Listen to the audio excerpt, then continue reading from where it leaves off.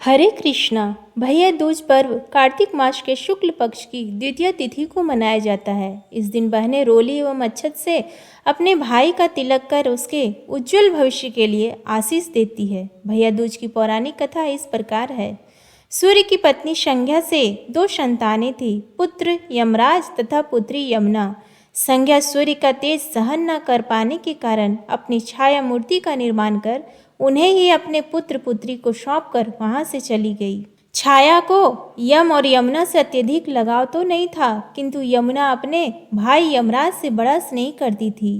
यमुना अपने भाई यमराज के यहाँ प्रायः जाती और उनके सुख दुख की बातें पूछा करती तथा यमुना यमराज को अपने घर पर आने के लिए भी आमंत्रित करती, किंतु व्यस्तता तथा अत्यधिक दायित्व के कारण वे उसके घर न जा पाते थे। एक बार कार्तिक शुक्ल द्वितीया को यमराज अपनी बहन यमुना के घर अचानक जा पहुँचे। बहन के घर जाते समय यमराज ने नरक में निवास करने वाले जीवों को मुक्त कर दिया। बहन यमुना ने अपने सहोदर भाई का बड़ा आदर सत्कार किया, विविध व्यंजन बनाकर उन्हें भोजन कराया तथा भाल पर तिलक लगाया। जब वे वहाँ से चलने लगे तब उन्होंने यमुना से कोई भी मनोवांछित वर मांगने का अनुरोध किया। यमुना ने उनके आग्रह को देखकर कहा, भैया यदि आप मुझे वर देना ही चाहते हैं तो यही वर दीजिए कि आज के दिन प्रति वर्ष आप मेरे यहाँ आया करेंगे और मेरा आतिथ्य स्वीकार किया करेंगे। इसी प्रकार जो भाई अपनी बहन के घर जाकर उसका आतिथ्य स्वीकार करे तथा इस दिन जो बहन अपने भाई को टीका करके भोजन खिलाए उसे आपका भय न रहे। इसी के साथ उन्होंने यह भी वरदान दिया कि यदि इस दिन भाई बहन यमुना नदी में डुबकी लगाएंगे तो वे यमराज के प्रकोप से बचे रहेंगे। यमुना की प्रार्थना को यमराज ने स्वीकार कर लिया। तभी से भाई बहन का यह त्यौहार मनाया जाने लगा। भैया दूज त्यौहार का मुख्य उद्देश्य भाई बहन के मध्य सद्भावना तथा एक दूसरे के प्रति निष्कपट प्रेम को प्रोत्साहित करना है। भैया दूज के दिन ही 5 दिनों तक चलने वाले दीपावली उत्सव का समापन भी हो जाता है। भैया दूज की एक अन्य लोक कथा के अनुसार एक बुढ़िया माई थी। उसके 7 बेटे और एक बेटी थी। बेटी की शादी हो चुकी थी। जब भी उसके बेटे की शादी होती, फेरों के समय एक नाग आता और उसके बेटे को डस लेता था। बेटे की वही मृत्यु हो जाती और बहू विधवा। इस तरह उसके 6 बेटे मर गए। 7वीं की शादी होनी बाकी थी। इस तरह अपने बेटों के मर जाने के दुख से बूढ़ी माई रो रो के अंधी हो गई थी। भाई दूज आने वाला ही था। भाई ने कहा कि मैं बहन से तिलक कराने जाऊंगा। माँ ने कहा ठीक है। उधर जब बहन को पता चला कि उसका भाई आ रहा है तो वह खुशी से पागल होकर पड़ोसन के घर गई और पूछने लगी कि जब बहुत प्यारा भाई घर आए तो क्या बनाना चाहिए। पड़ोसन उसकी खुशी को देखकर जल भुन गई और कह दिया कि दूध से रसोई लेप और घी में चावल पका। बहन ने ऐसा ही किया। उधर भाई जब बहन के घर जा रहा था तो उसे रास्ते में सांप मिला। सांप उसे डसने को हुआ। भाई बोला, तुम मुझे क्यों डस रहे हो? सांप बोला, मैं तुम्हारा काल हूँ और मुझे तुमको डसना है। भाई बोला, मेरी बहन मेरा इंतजार कर रही है। मैं जब तिलक करा के वापस लौटूंगा तब तुम मुझे डस लेना।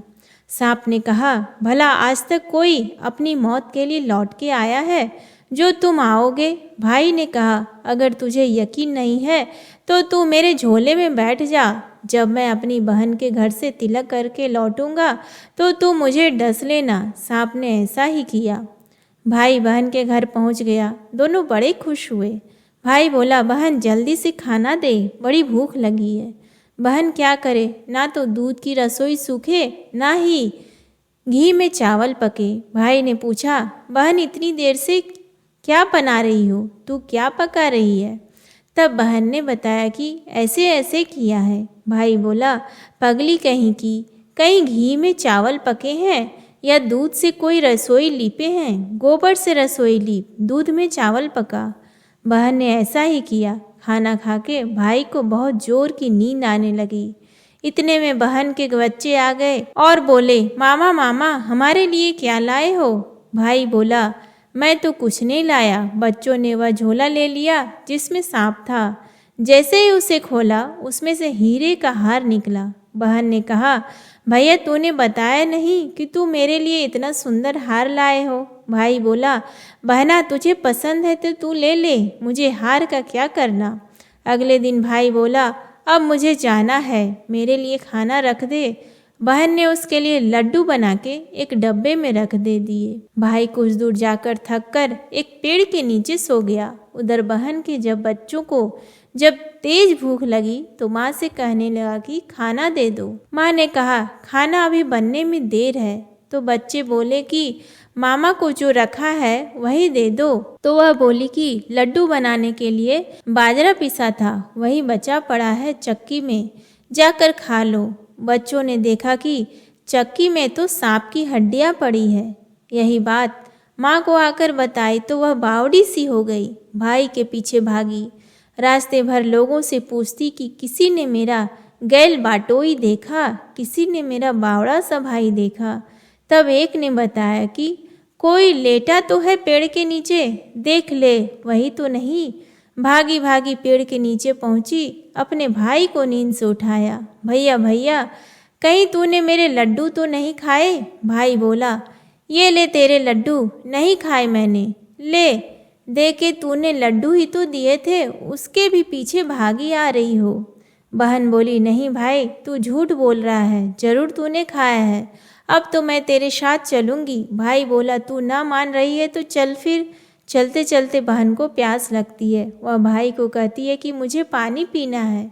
भाई बोला, अब मैं यहाँ तेरे लिए पानी कहाँ से लाऊं? देख दूर कहीं चील उड़ रही है, चली जा, वहाँ शायद तुझे पानी मिल जाए। तब बहन वहाँ गई और पानी पीकर जब लौट रही थी तो रास्ते में देखती है कि एक जगह जमीन में 6 शिलाएं गड़ी हैं और एक बिना गड़े रखी हुई थी। उसने एक बुढ़िया से पूछा कि ये शिलाएं कैसी हैं? उस बुढ़िया ने बताया कि एक बुढ़िया है, उसके 7 बेटे थे, 6 बेटे तो शादी के मंडप में ही मर चुके हैं, तो उनके नाम की ये शिलाएं जमीन में गड़ी हैं। अभी 7वें की शादी होनी बाकी है, जब उसकी शादी होगी तो वह भी मंडप में ही मर जाएगा, तब यह 7वीं शिला भी जमीन में गड़ जाएगी। यह सुनकर बहन समझ गई कि ये शिलाएं किसी और के नहीं बल्कि उसके भाइयों के नाम की ही है।